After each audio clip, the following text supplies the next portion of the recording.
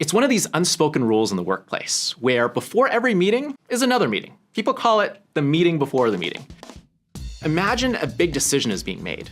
It's not the case that people are just showing up cold.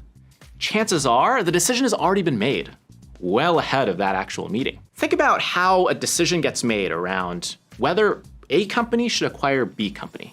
People don't just show up one day in a meeting and say, hey, I think we should do this. What do you think?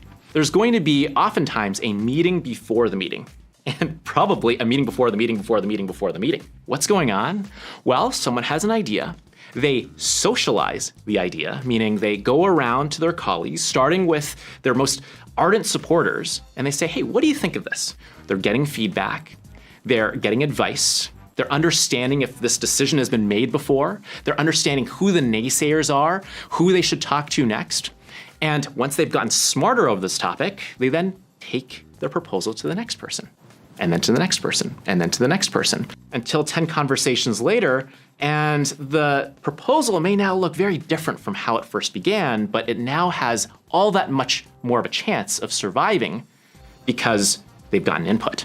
Then what happens? Well, then the meeting happens. And if you were an alien swooping in from outer space, it may look like, wow, this meeting's going swimmingly. It seems like everybody's just on board, when in fact, they had been socialized to this idea long before this meeting began, so the decision had already been made long before this meeting even started.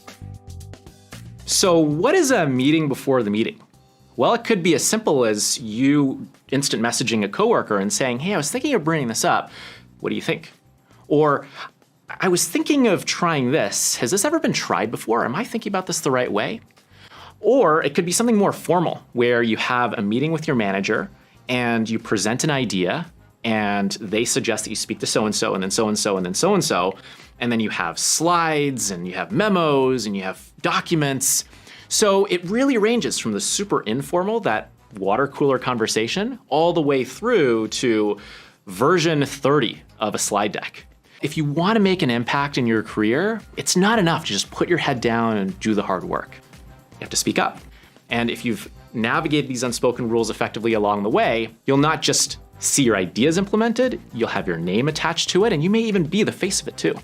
This is real impact that you can have even early on in your career, assuming you navigate these unspoken rules effectively.